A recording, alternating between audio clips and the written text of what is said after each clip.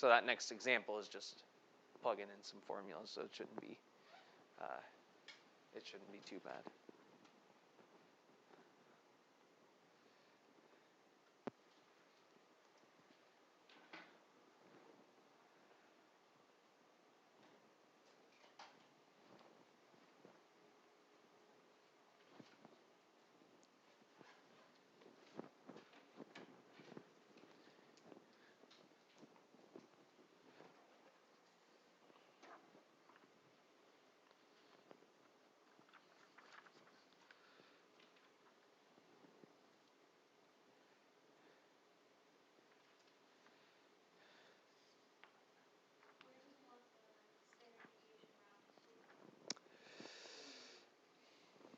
We'll say 4 decimal places. I think the AP test usually wants decimals rounded to 4 decimal places.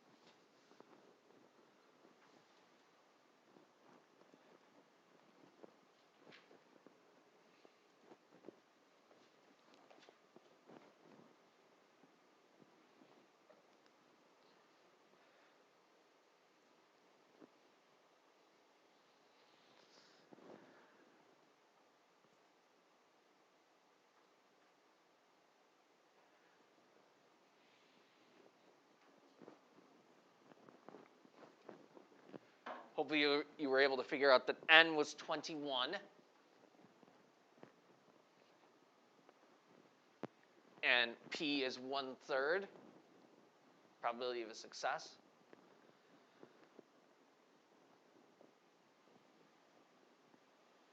So it was the idea that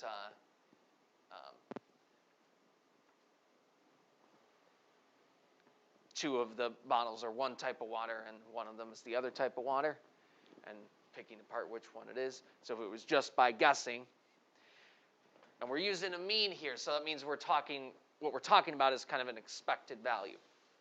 How many bottles should we expect them to get right? Well, if there are 21 total, then we would expect them to get 1/3 of them right, 1/3 of the 21. So that's n times p. 21 times 1/3 is 7.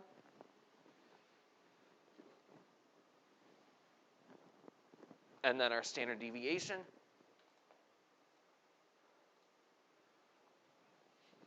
About 2.16.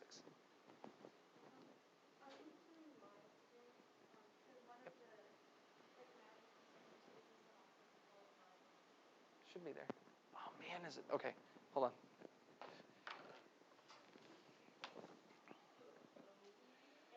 Thank you for.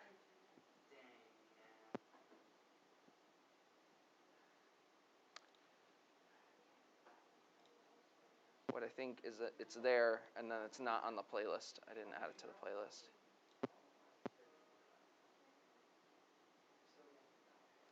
EP statistics. Try it now.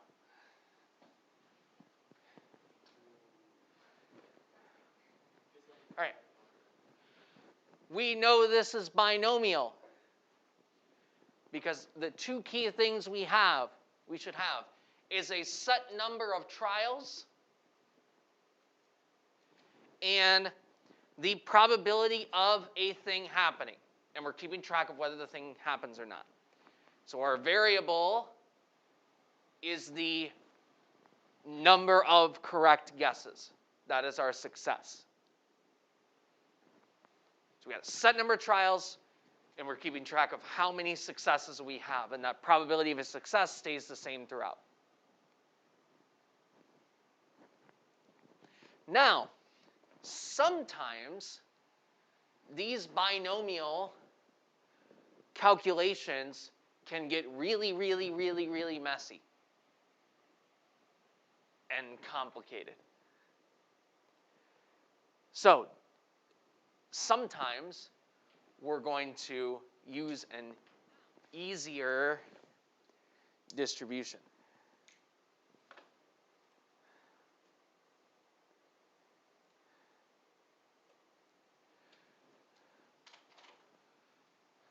So, for example, Suppose 10% of CDs have defective copy protection schemes that can harm computers. A music distributor inspects a simple random sample 10 CDs from a shipment of 10,000. Let X equal the number of defective CDs. Here's some things we're going to do to make calculations easier. The first thing to keep in mind is that this isn't quite a binomial setting.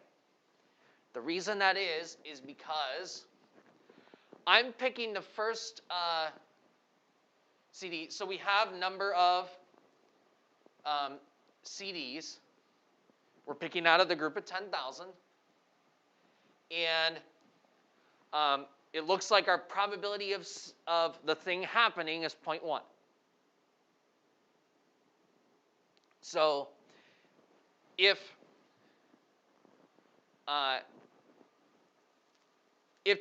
of the CDs are defective, that means how many out of the 10,000? 10% of 10,000? 1,000. 100 would be 1%. 10% of the 10,000, so that would be 1,000 of the CDs. And so let's say probability X equals 0. So what are we finding the probability of? There's no defective CDs out of the 10 that we picked. So that means we have 9,000 to choose from out of the 10,000. That would be fine.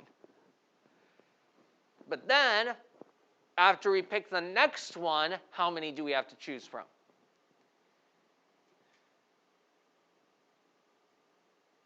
We already picked one, so now we have 9,999 of them left. And how many of them are working? If we just pick one that's working, now we have 8,999 of them left. So one of the things that needs to happen in a binomial is that the probability needs to stay the same. But because we have this picking out of a group without replacement, that doesn't actually happen. But what I said is we're going to make some approximations to make the problem easier. Because what we would have to do in this case is do this whole thing. This would be the calculation that we would have to do. And you can imagine what this would start to look like if we were finding the probability of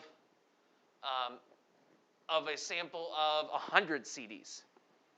How big this multiplication would have to start looking. The good news is that if I cheat a little and treat this like it's binomial and treat this like the probability doesn't change, so this is the actual true answer. Here's the answer if we cheat a little bit and say, you know what, it's close enough to binomial. We're off by 0.0002. You know what? I'm calling that close enough. And we're going to say that we can use the binomial as long as we're not sampling too big a slice of the population. As we start to sample more and more of a slice, this sampling without replacement starts to get more and more off. And so our bar is going to be the population needs to be at least 10 times the sample size. In other words, I was sampling 10, so as long as the population I'm pulling from is bigger than 100, then we're okay. In this case, the population was 10,000, so we're fine. This isn't going to be as important this chapter as it will be in the next couple of chapters going forward, but we're introducing it here.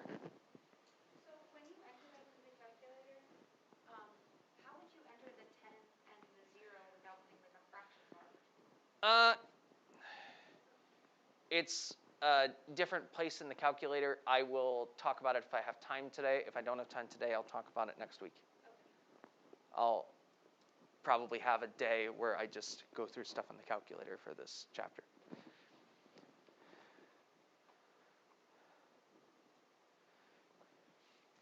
Here's the other way we're going to say, you know what, this is close enough. and we can make this problem a lot easier,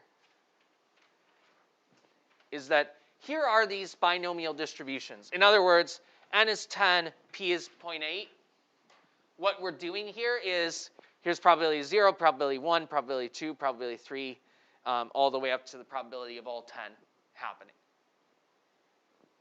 And each of those is a bar. And watch what happens as my sample size gets larger. We're getting closer and closer to what shape?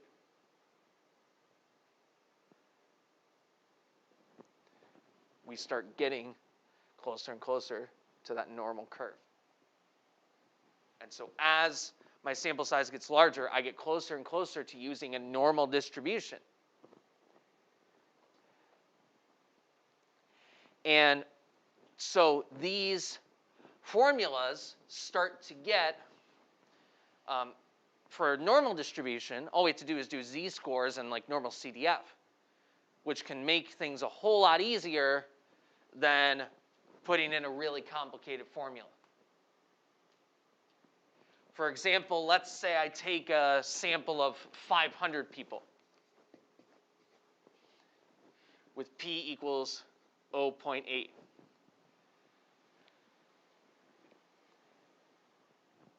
And I wanted to find the probability that x is greater than 300.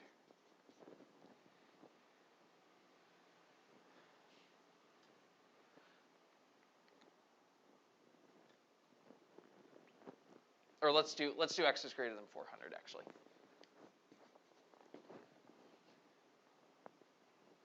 Right? Because that would be closer than to an actual probability that we might compute here.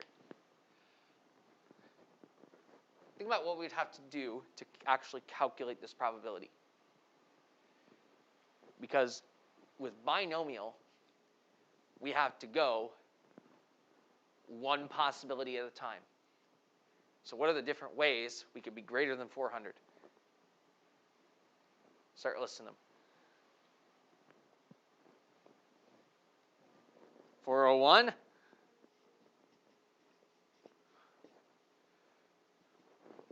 Or 402, or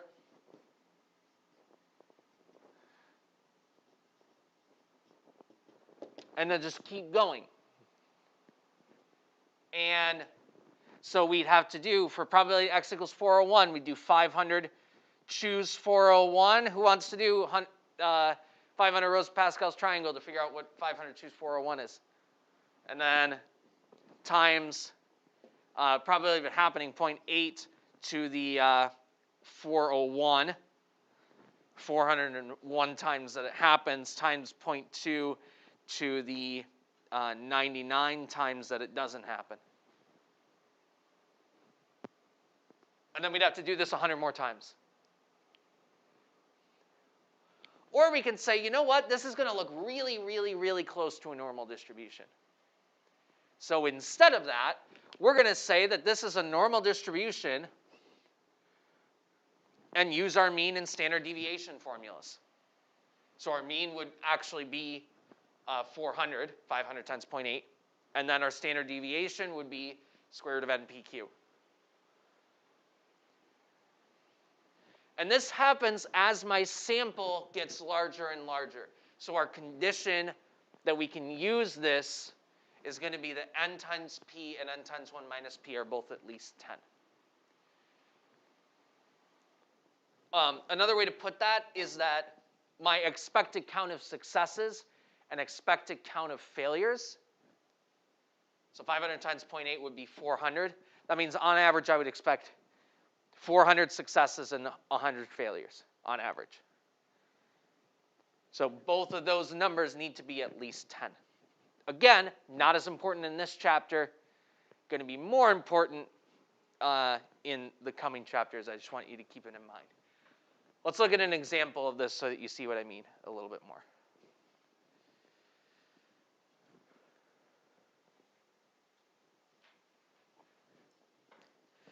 I won't focus so much on this first part.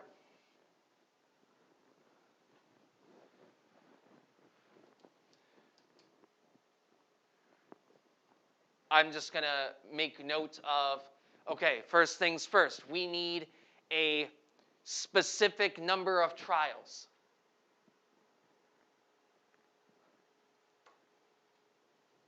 Specific number of times that we're keeping track of. What is that specific number?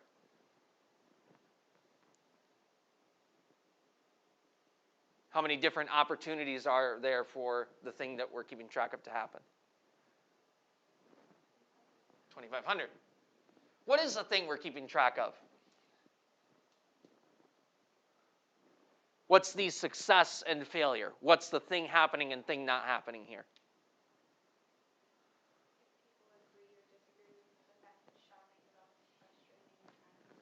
So whether they agree or disagree with the statement. Agree is whether is it happening, and disagree is the thing not happening. And we're assuming that that probability stays consistent. So we have N, our number of trials, 2,500, and P, our probability of the thing happening.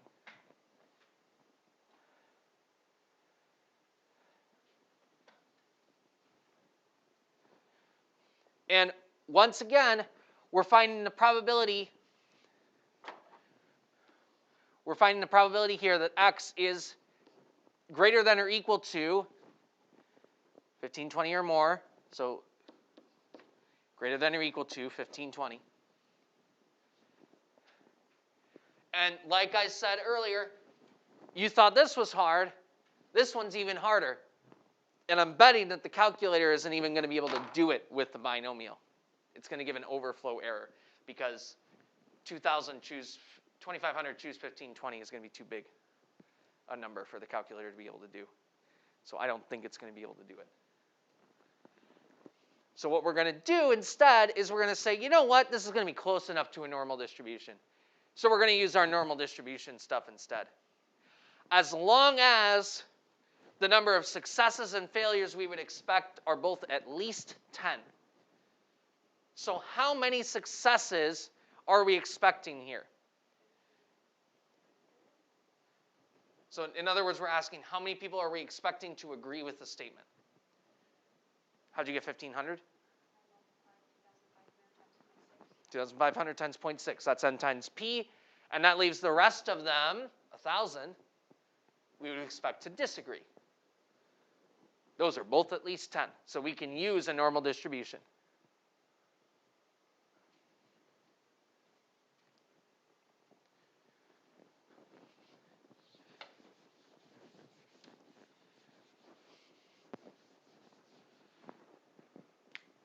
So our mean here is the 1,500. Calculate the standard deviation we're going to use. It's the same formula we were using earlier for standard deviation.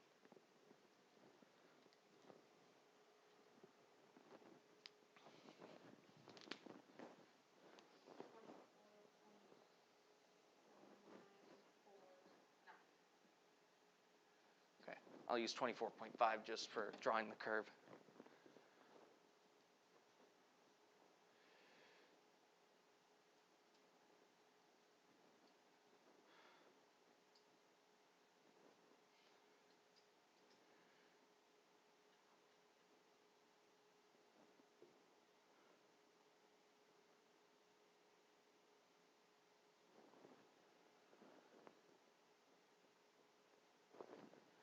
So where's our bar? Where are we going to draw our line here?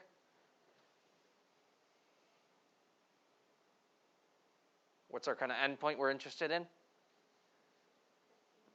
1520. And we're going to shade which way?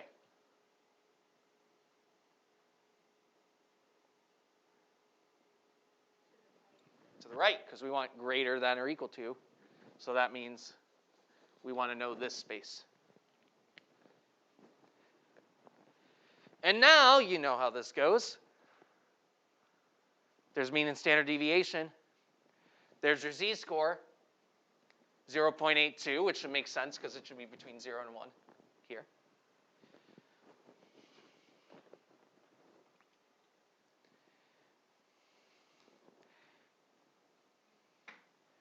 And so we get our normal CDF. Normal CDF.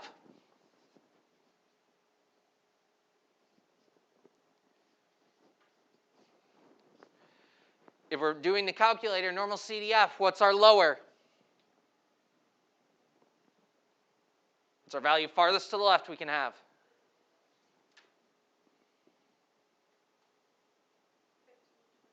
1520. Upper, really big number. Big number. Mean, 1500. Standard deviation, 24.5. Or if you're using the z-score, if you got the 0.82, you put 0.82 to the big number, and then mean is 0, standard deviation of 1 for z-scores. Either way, you should get about this decimal.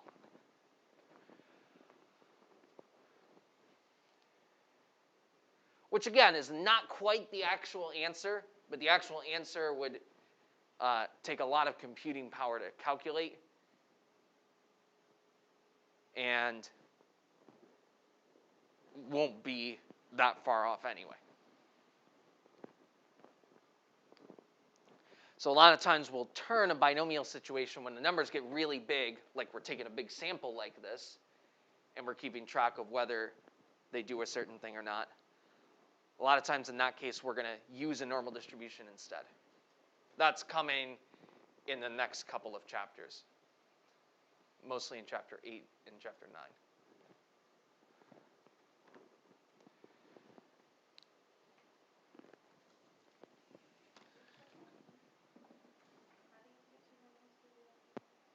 Second vars for distribution, and then lower, upper, mean, standard deviation. All right.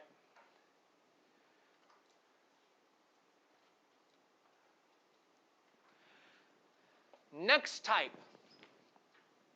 is a geometric setting. So this one's going to look a little bit different.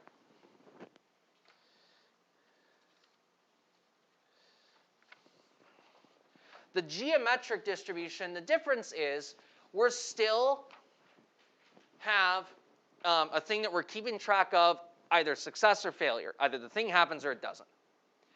We still have a probability of success that we want to be consistent. We want to be the same throughout. The difference is that what we're keeping track of, instead of we have a set number of times that we're trying it, and we're keeping track of how many times it happens. This time, what we are keeping track of is the number of trials until the first success. So this is the one that's different about the geometric setting. So if I think about rolling a die, binomial would be, I'm going to roll this die 10 times, and I'm going to see how many 6s I get. Geometric is, I'm going to roll this die until I roll a 6. Or to take the free throws I was using yesterday, I'm going to keep shooting free throws until I make one. And so we'll answer questions like, what's the probability that it's going to take 5 free throws until I make one? What's the probability that I'm going to have to shoot more than 10 free throws? So we'll have that probability of success. The variable that we're keeping track of is the number of trials before we get our first success.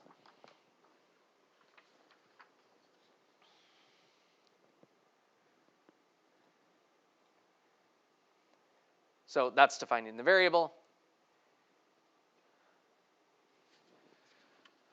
All right. Variable of interest. We are testing the number of guesses it takes to correctly identify the birthday, note the space. I'm talking about the day they were born, the day of the week. Not their birth date, the day they were born. Were you born on a Monday, Tuesday, Wednesday, Thursday, Friday, Saturday, Sunday? And we're going to figure out what is the probability that a student guesses correctly on the first, and so the situation is I'm going to guess a whole bunch of different students. I'm going to guess the day you were born. If I get it wrong, I'm going to move on to guessing the day you were born. If I get it wrong, I'm going to move on to guessing the day you were born. And I'm going to keep going until I get one right. So that's why the probability stays the same throughout. Knowing that I got yours wrong is not going to affect my guess for you. And so it's not guessing for the same person, it's guessing for each individual person going down the line. If I get one wrong, I move on to the next person. But if you're guessing for just one person, then you would have eliminated that day. Then it wouldn't be a geometric situation, because probability doesn't stay the same throughout. So, again, you don't need to write all this part down. The key part is that, number one, this probability stays the same throughout, and we're keeping track of, does the thing happen or it doesn't? Do I get it right or do I get it wrong? Number two, the variable this time is the number of trials until the first success. Do we have a number of, or are we keeping track of the number of trials until the first success? Yes. We're keeping track of the number of guesses I need before I get it right. So, probability that y equals 1. In other words, what do I mean by that? First try. What's probability of first try? 1 out of 7. Good. What's probability of second try? That I get it on the second try. What needs to happen? First guess? Wrong. Second guess? Has to be right. And those both need to happen. And means we multiply. So probability to get the first one wrong.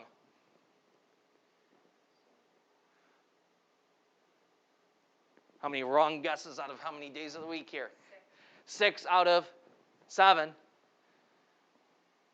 Times, because that's an and, I need to get the next one right.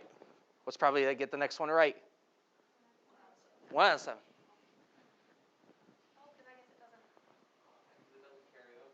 Doesn't carry over.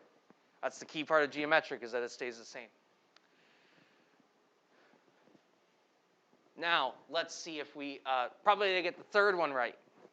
So, what needs to happen?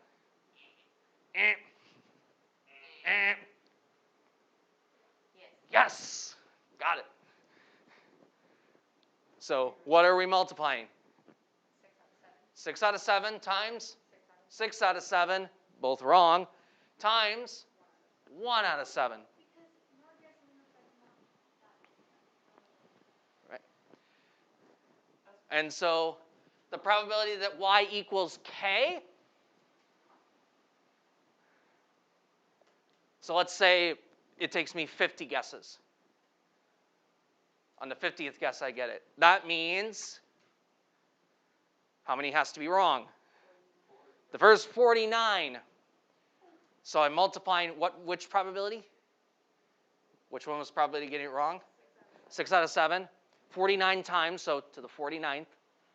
Times, then I got to get it right. 1 out of 7. And so for any amount, like 50, how do I get the number of times that I need to get it wrong? Subtract 1. So the probability, here are those probabilities again. Boom, boom, boom. Notice the pattern. So the probability that y equals k, this is kind of the formula for it. But I like just thinking about it kind of piece by piece instead of memorizing a formula in this situation. I just think it's easier. So 1 minus p to the k minus 1. In other words, it not happening k minus 1 times. So the first 49 times it needs to not happen, and then the 50th time, ding, ding, ding, needs to happen.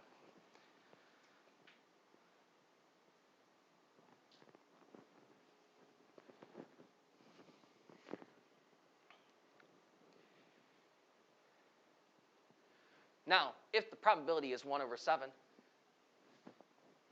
if I get it right 1 out of 7 times, how many times do you think it's going to take me, on average, until I get to the first success. Your intuition is probably correct.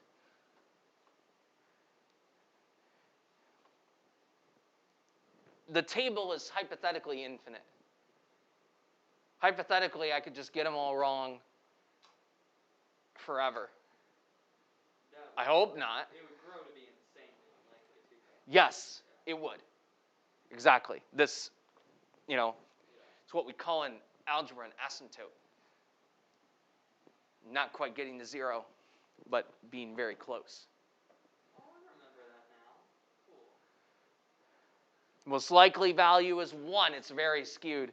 On average, you would expect that it would take me 7 tries to get one right, because probability is 1 out of 7. And in general, the probability, the expected value for a geometric is 1 over p. 1 over the probability of success. So 1 over 1/7. So on average, I would expect 7 tries. Yes? So I don't quite understand why it wouldn't hit 0. Why would you not be able to say definitively after 7 tries, I will get the day right because there's no other days to guess? So because I'm not guessing the same person's day 7 times. Okay. Once I get yours wrong, I'm guessing Miriam's. Gotcha. Okay. And yours doesn't tell me anything about yours. Knowing when you were born, what day, doesn't tell me what day for you.